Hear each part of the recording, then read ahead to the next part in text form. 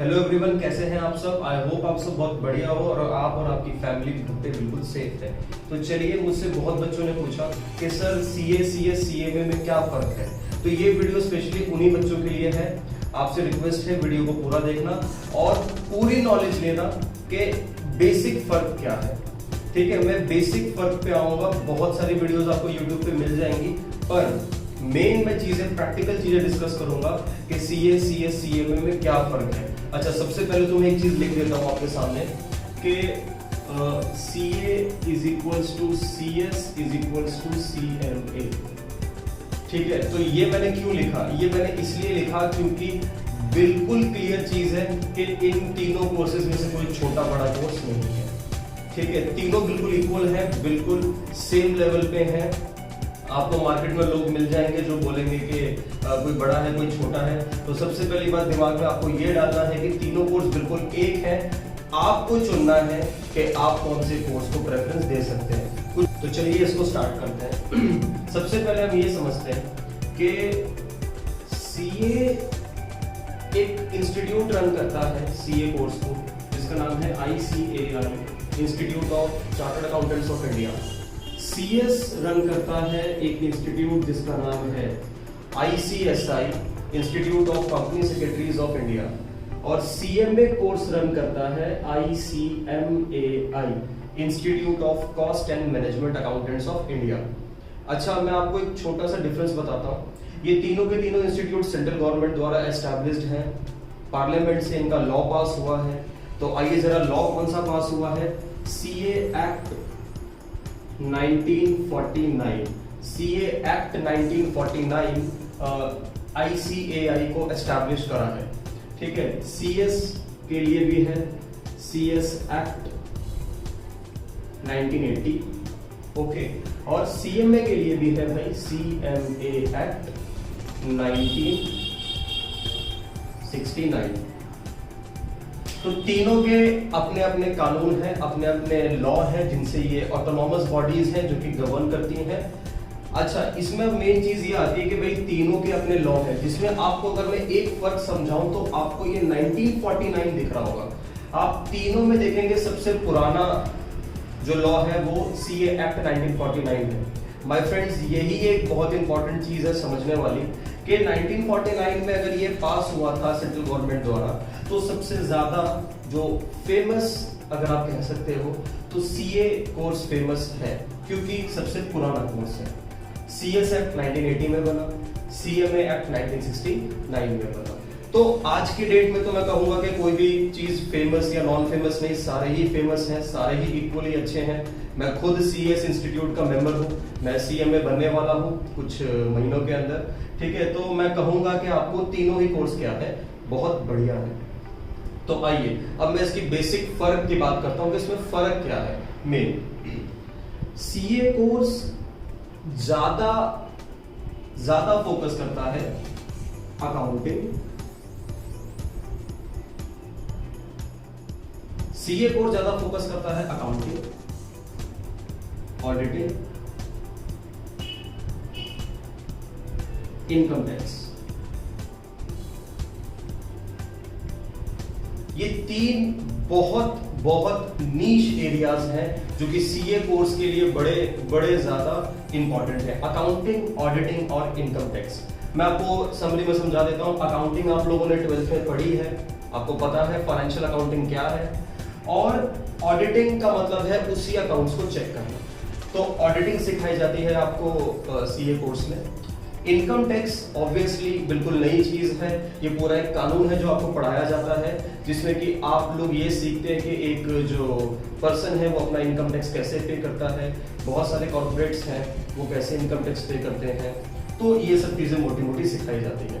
ठीक है, अब मैं आता हूँ जरा सीएस कोर्स पे। सीएस कोर्स मोटा मोटा आपको सिखाता है कंप्लायंस,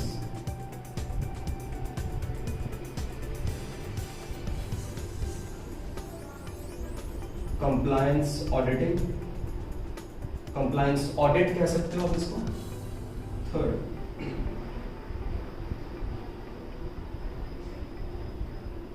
लीगल ड्राफ्टिंग। तो मैंने आपको बता दिया कि 3 चीजें जो कि बहुत बहुत नीश एरियाज है सीएस के, वो है कंप्लायंस ऑडिट और लीगल ड्राफ्टिंग। मैं सिंपल बताता हूं आपको। अगर आप कोई बिजनेस देखते हैं, देखिए एक सिंपल सी चीज है, एक बिजनेस जब चल रहा है तो उसमें बहुत सारे रूल्स, बहुत सारे लॉ लगे हुए हैं। ठीक है, मैं एक अगर एग्जांपल लूं छोटा सा आपको समझाने के लिए, जैसे अगर एक बहुत बड़ी कंपनी रिलायंस जियो ऑब्वियसली एक कंपनी है तो उसके ऊपर कंपनीज एक्ट लगता है। रिलायंस जियो लिस्टेड कंपनी है तो उसके लिए सेबी एक्ट लगता है। ये एक्ट का मतलब होता है लॉ, कानून, सिंपल शब्दों में।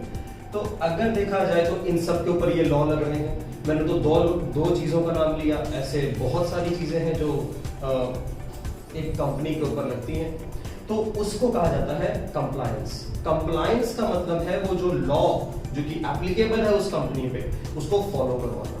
तो सीएस को कभी कभी कंप्लायंस ऑफिसर भी कहा जाता है, कभी कभी क्या सेबी के सारे लॉज में उसको कंप्लायंस ऑफिसर कहा जाता है। ठीक है, तो ये और लास्ट चीज है लीगल ड्राफ्टिंग। लीगल ड्राफ्टिंग का मतलब ये है कि भाई जितने भी लीगल काम होते हैं जो कि एक बिजनेस स्ट्रक्चर में लीगल काम, चाहे वो जॉइंट वेंचर एग्रीमेंट ड्राफ्ट करना हो, मिनट्स ड्राफ्ट करना हो, मतलब कुछ भी लीगल काम अगर जो ड्राफ्ट होगा वो सीएस के थ्रू ही होगा। तो ये इनका मेन एरिया है। अब मैं बात करता हूं सीएमए की। आइए, सीएमए का मेन काम होता है cost accounting,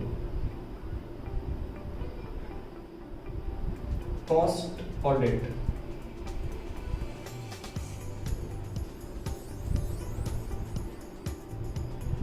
income tax, GST. आइए सीएमए के लिए सुन लेते हैं। सीएमए का मेन काम है कॉस्ट अकाउंटिंग। अच्छा, हम लोग ना जब 12th में होते हैं तो कहीं ना कहीं ये सब्जेक्ट ना मिसिंग होता है, तो इसीलिए ज्यादातर लोगों को पता नहीं होता कॉस्ट अकाउंटिंग क्या होती है। पर मैं अगर मैं आपको बेसिक शब्दों में समझाऊं तो कॉस्ट अकाउंटिंग का मतलब होता है एक प्रोडक्ट जिसकी कॉस्ट हम लोग निकालते हैं। एक प्रोडक्ट जो है, चाहे वो सुई है, चाहे वो एसी है, चाहे वो फर्नीचर है, भाई कुछ ना कुछ तो उस पर खर्चा हुआ होगा, that is known as cost. और उसको एक अकाउंटिंग की फॉर्म में पढ़ना, उसे हम कहते हैं कॉस्ट अकाउंटिंग। ठीक है, तो कॉस्ट अकाउंटिंग यहाँ पर एक बहुत बड़ी चीज पढ़ाई जाती है हमको। सेकंड जो चीज है, जो कॉस्ट अकाउंटिंग करते हैं उस कॉस्ट अकाउंटिंग को करने से उसको ऑडिट करा जाता है एक क्वालिफाइड सीएमए द्वारा। सीएमए ऑडिट करता है उस कॉस्ट अकाउंटिंग को, तो एक ये भी हमारा हिस्सा है बहुत इंपॉर्टेंट। और थर्ड जो है वो इनकम टैक्स और जीएसटी। क्यों? ज्यादातर देखा गया है कि जो सीए है और सीएमए है वो इनकम टैक्स के अंदर प्रैक्टिस करते हैं। ठीक है, तो मैंने इनकम टैक्स दोनों में सेम लिखा। अच्छा, मैं एक काम करता हूं, इनकम टैक्स तो मैंने यहाँ पे लिखा हुआ है। सीएस भी आजकल जीएसटी के अंदर काफी काम कर रहे हैं। मैं खुद एक प्रैक्टिसिंग सीएस हूं, मैं जीएसटी में काम करता हूं। तो आजकल का जो हॉरिजन है वो इस लेवल पे भी आ चुका है। अच्छा, अब मैं आपको बेसिक डिस्टिंक्शंस आपको पता लग चुके, ठीक है, ये आप अपने माइंड में रखना, इसको ध्यान रखना। अब मैं आता हूं मेन चीज पे, आप ध्यान से सुनिएगा। सीए हो, चाहे वो सीएस हो, चाहे वो सीएमए हो, मैं पहले बोल चुका हूं ये तीनों लोग इक्वल होते हैं।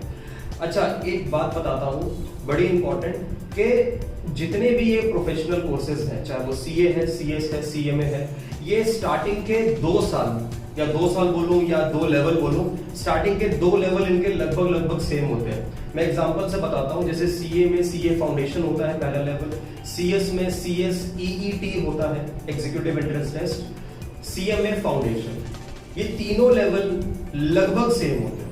इसमें बहुत कम वेरिएशन पाया जाता है। और उसका सेकंड लेवल जिसको इंटरमीडिएट कहा जाता है, ये भी लगभग सेम होता है।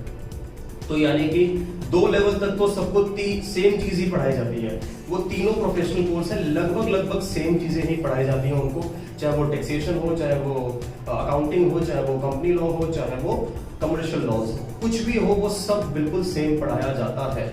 अच्छा, फिर फर्क कहाँ आता है? फर्क आता है बेटा जी 3rd लेवल पे, जब आप तीसरे, इसको बोलते हैं फाइनल लेवल पे पहुंचते हैं। ठीक है, अगर आप फाइनल लेवल पे पहुंच गए, इसका मतलब है 50% आप सीए, सीएस, सीएमए बन चुके हैं। अब आप तैयार हैं एक ऐसे एरिया में ट्रेनिंग करने के लिए जो हमारे एरिया का बिल्कुल क्या है, एक नीश सेगमेंट है। नीश का मतलब जो इसके लिए हम जाने जाते हैं, जो हमारा एरिया है। तो थर्ड लेवल के बाद हमको ये समझ में आता है कि ओके, सीएस कंप्लायंस में जाता है, सीए ऑडिटिंग में जाता है, अकाउंटिंग में जाता है, और सीएमए कॉस्ट ऑडिट्स में जाता है। थर्ड ईयर में जाके ये सब चीजें हमको क्लियर होती हैं। मैंने आपको अभी क्लियर कर दिया है आगे, ठीक है। आपके लिए कौन सा बेटर है, आपके लिए कौन सा चीज है, आप सीए चुने, आप सीएस चुने, आप सीएमए चुने। पहली बात मैं आपको बता दूं, आपको यूट्यूब पे बहुत वीडियो मिल जाएंगे जो कि आपको शायद गाइड कर लेंगे सीए अच्छा है, शायद गाइड कर लें सीएस अच्छा है, शायद गाइड कर लें सीएमए अच्छा है। भाई जिसका जो टेस्ट वो वैसा गाइड कर देगा, ठीक है। लेकिन मैं यहाँ पे सबकी बातों से डिसएग्री करता हूं। आप लोगों को डिसाइड ये करने की जरूरत ही नहीं है, आपको बस दो चीजें देखनी है। पहली चीज ये देखनी है कि मैं एक पोटेंशियल चीज को रखता हूं, एक पोटेंशियल कोर्स को चुनता हूं जो मेरे लिए बहुत बढ़िया है, ठीक है। वो आप समझिए आपके लिए बढ़िया है। जैसे मैंने सीएस को चुना था, मैंने सीएस चुना था, आगे जाके मैंने सीए और सीएमए भी करे। तो ध्यान से समझिए कि एक स्टार्टिंग सेगमेंट के लिए आप चाहे सीए चुने, चाहे सीएस चुने, चाहे सीएमए चुने। हाँ, इसमें फर्क सिर्फ इतना आता है, मैं आपको जरा बता दूं, फर्क सिर्फ इतना आता है कि जो सीए है, सीए में न्यूमेरिक्स थोड़े ज्यादा होंगे। सीए में न्यूमेरिक का मतलब होता है आपका plus minus differentiation integration, mathematics थोड़ी ज्यादा है। बस अब आपको क्या करना है, आपको फर्स्ट ईयर पास करना है। अब आपको लगता है कि जी मेरी मैथ्स थोड़ी सी स्ट्रांग है, मेरी मैथ्स अच्छी है, न्यूमेरिक मेरे अच्छे हैं, तो आप कर लीजिए, आप सीए ज्वाइन करिए। सीए और सीएमए भी लिख देता हूं, सीएमए में। लेकिन अगर आपको लगता है कि नहीं मेरे न्यूमेरिक्स थोड़े से वीक है, मुझे न्यूमेरिक्स में थोड़ा टाइम लगता है, न्यूमेरिक मैं दोबारा कंफर्म कर रहा हूं, न्यूमेरिक मींस प्लस माइनस मतलब मैथमेटिक्स। अगर आपको लगता है कि मैथमेटिक्स नहीं आपको पसंद है, ठीक है, आपको इंटरप्रिटेटिव का मतलब आपको चीजों की रीजनिंग जानना पसंद है, then you can go for CS. मैं आपको बस इतना कह सकता हूं। क्यों कह रहा हूं ये, मैं आपको आगे की डायरेक्शन जो है वो तो आपको डिसाइड करेंगे, वो आपका काम है। आज अगर आप देखोगे, आप कैसे डिसाइड करोगे यार कि मेरे लिए ये अच्छा ये अच्छा, क्योंकि भाई तीनों ही अच्छे हैं, कैसे अच्छा होगा। अब एक चीज अच्छी बोलोगे बाकी दो चीजें बुरी हो गई, ऐसा बिल्कुल भी नहीं है, ठीक है। मैंने पहले लिख दिया था कि CA is equals to CS is equals to CMA, तो बुरा कुछ नहीं है भाई। मैं इसमें से कुछ भी चुन लूं बस इस बेसिस पे कि हाँ मैं अगर थोड़ा न्यूमेरिक्स में अच्छा हूं, I can go for CA CMA। मैं न्यूमेरिक्स में ठीक नहीं हूं, इंटरप्रिटेटिव में ठीक हूं, I can go for CS। And yes, one more last thing, please don't compare, please don't compare your 12th marks, जो कि अभी आए भी नहीं है, ठीक है। Please don't compare your 12th marks towards your future career. कभी मत सोचना कि 60% है तो मेरी 60% के औकात है, 50 या 70, ऐसा कुछ नहीं है। आप इनको ज्वाइन कीजिए, ज्वाइन करके अगर आपको इंटरेस्ट आ गया तो आप इसमें रैंक्स भी ला सकते हैं। और रैंक होल्डर्स जो होते हैं वो यहाँ पर लगभग 1 लाख रुपीस पर मंथ भी अर्न करते हैं, ठीक है। तो आपको ये नॉलेज जो है आई थिंक काफी मतलब हेल्पफुल रहेगी आपके आगे की जर्नी के लिए। कोई प्रॉब्लम हो, कोई क्वेश्चन हो, आप मुझसे पूछ सकते हैं कमेंट में, ठीक है। टिल देन मैं आपसे अब नेक्स्ट वीडियो में मिलता हूं, तब तक आप पढ़ते रहो और फ्यूचर ओरिएंटेड रहो, करियर ओरिएंटेड रहो, पढ़ना बहुत जरूरी है, ओके।